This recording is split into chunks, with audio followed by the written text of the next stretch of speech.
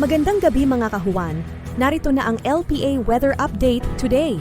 Update na muna tayo sa lagay na ating panahon ngayong araw ng Lunes, July 29, 2024.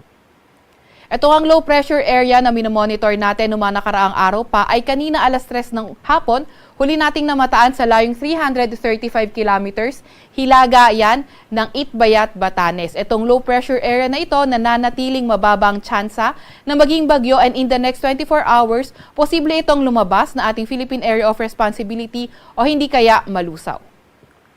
Samantalang southwest monsoon naman o habagat, yung nakakaapekto sa kanlurang bahagi ng Luzon. At itong southwest monsoon, inaasahan nga natin magdadala ng mga kalat-kalat na pag-ulan, pagkidlat at pagkulog dito sa may Ilocos region, sa may Benguet, pati na rin sa may Zambales area. Para naman sa lagay ng panahon sa Metro Manila at sa ating nalalabing bahagi ng ating bansa, asahan natin yung partly cloudy to cloudy skies at may mga tsansa ng mga localized thunderstorms. Yung ating mga kasamahan sa Regional Services Division patuloy na maglalabas ng mga thunderstorm advisory, rainfall advisory o hindi kaya heavy rainfall warning kung kinakailangan.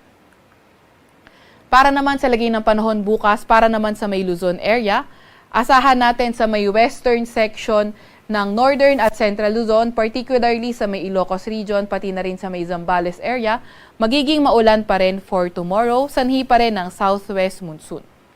Sa may eastern section naman ng Southern Luzon, particularly sa may Bicol region, asahan din naman natin yung maulan na panahon. Kaya ingat sa ating mga kababayan na inuulan ng mga nakarang araw pa dahil sa banta ng mga pagbaha o pagguho ng lupa. Para naman sa lagay ng panahon sa Metro Manila at sa nalalabing bahagi ng bansa, asahan natin yung partly cloudy to cloudy skies condition. May mga tsansa pa nga rin tayo ng mga localized thunderstorms, lalo na tuwing hapon at gabi. Agwat naman ang temperatura para sa Metro Manila, sa Maylawag, Tugigaraw at Legazpi maglalaro mula 25 to 32 degrees Celsius. 18 to 22 degrees Celsius naman sa may Baguio at 24 to 31 degrees Celsius sa may Tagaytay. Asahan naman natin sa may Puerto Princesa at Calayan Islands 26 to 32 degrees Celsius.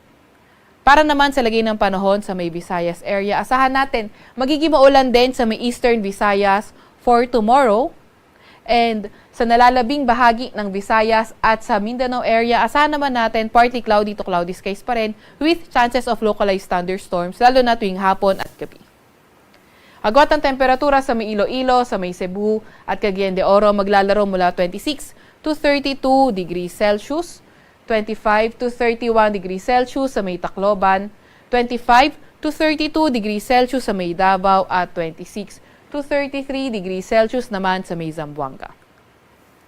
Wala pa nga rin tayong nakataas na gale warning sa kahit na anong baybayin ng ating bansa. Sa Kalakhang, Maynila, ang araw ay lulubog ng 6:26 ng gabi at sisikat bukas ng 5:39 ng umaga.